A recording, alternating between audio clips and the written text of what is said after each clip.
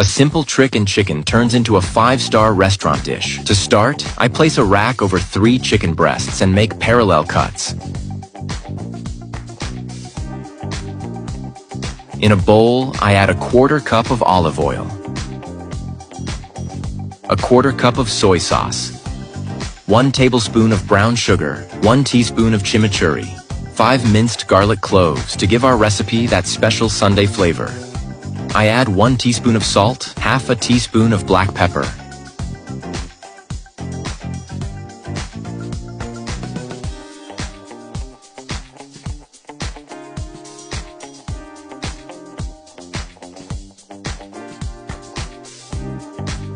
I cover it with plastic wrap and let it marinate for 30 minutes. Now I slice 200 grams of mushrooms. Next, we're going to slice 2 red onions into half-moon shapes. In a baking dish, I add the sliced onion.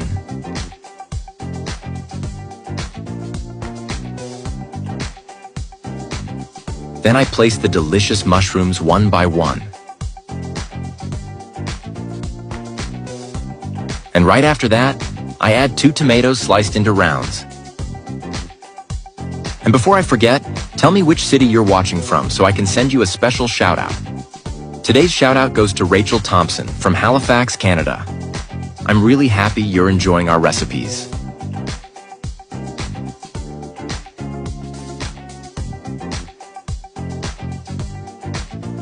Now I arrange the chicken breasts on top of the tomato.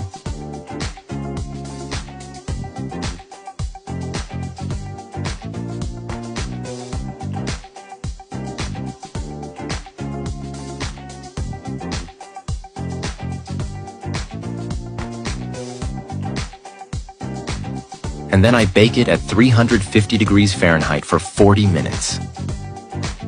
After baking, I top it with mozzarella to taste, to make our delicious recipe even more flavorful.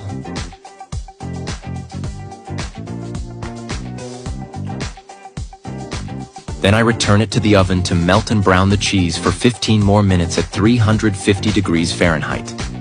This always grabs attention when I put it on the table.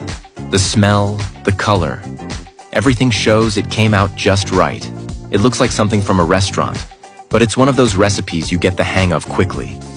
I like to take my time at this point because that's when you really see the result of the whole preparation. You know that feeling when you know you nailed it? That's it. The texture already shows it turned out perfectly, and every time I make it, it feels like it turns out better than the last. This is probably the best chicken breast I have ever made. I'll start by cutting a chicken breast in half. I made this preparation very detailed so you can achieve an amazing result in the kitchen. Then, I'll place plastic wrap on top so I can pound it with a meat mallet. Pound it well, you'll see how worth it is to make a recipe like this for dinner. I'll add wheat flour to this bowl here. Now, I'll coat the entire chicken, making sure to cover all sides properly. Tell me from which city you're watching us so I can send you a special greeting. Today's greeting goes to Michael Johnson from New York. I'm happy that you're enjoying our recipes. In a bowl, I'll add 2 eggs, 1 teaspoon of salt, 1/2 teaspoon of black pepper, 3 cloves of garlic chopped, parsley to taste, 1/2 cup of grated Parmesan cheese. I'll mix everything well until all the ingredients are perfectly combined. It should have this texture, perfect for the next step. Now, I'll take the chicken breast that I coated and dip it into the mixture. It's really easy to make. If you have any doubts, just follow what I'm doing. It will turn out perfect. Simple, quick, and irresistible. This recipe is perfect for any occasion. Try it at home and let me know what you think. Now it's ready for the next step. I'll add 2 tablespoons of butter. Stir well as it melts. You'll be amazed at how easy it is to create something so delicious and special. Now, it's time to fry it. This is one of those recipes that you make once and never forget. So tasty and practical. When it reaches this golden color, it's perfect. In the same pan, I'll add 1 cup of chicken broth, 2 cloves of garlic chopped, 2 tablespoons of lime juice, Parsley to taste. 1 tablespoon of butter. Stir well while it cooks. You'll notice the color changes to this beautiful shade. Now, place the chicken in the pan to cook in the sauce. Turn it over so the mixture gets fully absorbed by the chicken. I have to confess, the smell of this dish is incredible. Surprise your family with a wonderful dinner by preparing this amazing recipe. Now, just transfer it to a plate, cut it, and taste this delight. Look at this fantastic appearance. It's perfect. If you look closely, the texture is also very tender.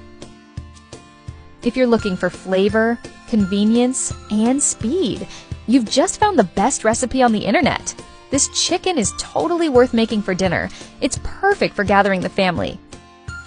If you like this preparation method, you're going to love my next tips. I still have many other secret recipes to share, so stay tuned and don't miss anything.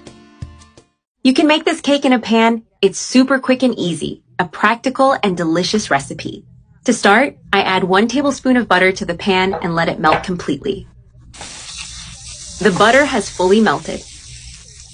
Now I add 1 heaping tablespoon of sugar. I stir well to dissolve the sugar and let it caramelize with the butter. The sugar has caramelized, forming a golden, shiny syrup. Now, while the caramel is still hot in the pan, I add pineapple slices. I'm using canned pineapple, but if you prefer, you can use fresh pineapple. I arrange the slices evenly around the pan, making sure they are well placed. Done! All the pineapple slices are now on the bottom of the pan. Now, I set this aside while I prepare the cake batter. In a bowl, I add 1 egg, 3 tablespoons of sugar, and half a teaspoon of vanilla extract. The vanilla extract will give the batter a delicious aroma and a special flavor. I mix well until the sugar is fully dissolved. Now, I add half a cup of oil and half a cup of milk. I mix again until all the liquid ingredients are well incorporated. Then, I add 1½ cups of sifted all-purpose flour, which helps make the batter lighter. I stir well until I have a smooth, lump-free mixture. I keep mixing slowly until the texture is silky and even. The batter is now well mixed. Now I add half a tablespoon of baking powder. I stir gently to incorporate the baking powder without losing the fluffiness of the batter. This batter is amazing, super light and full of flavor. Look at this perfect texture, airy and easy to prepare. And the best part is that this recipe is super fast. In less than 5 minutes, the batter is ready to cook. Now I pour the batter over the caramelized pineapple slices. I spread it carefully to make sure all the pineapple is covered. I scrape the bowl well to use all the batter and avoid waste. I spread the batter gently so it's evenly distributed and covers all the slices. Important reminder, the heat is still off so the caramel and pineapple don't burn. Now that everything is ready, I cover the pan with a lid. Then, I turn on the heat on very low and let the cake cook for about 15 minutes. Now it's time to flip the cake. To do this, I take a large plate and place it on top of the pan. Very carefully, I flip the cake so that the caramelized side is on top. I turn the heat back on and let it brown for a few more minutes. The cake is now fully cooked and golden brown on both sides. I turn off the heat and remove it from the pan. Using a spatula, I lift it carefully and place it on a serving plate.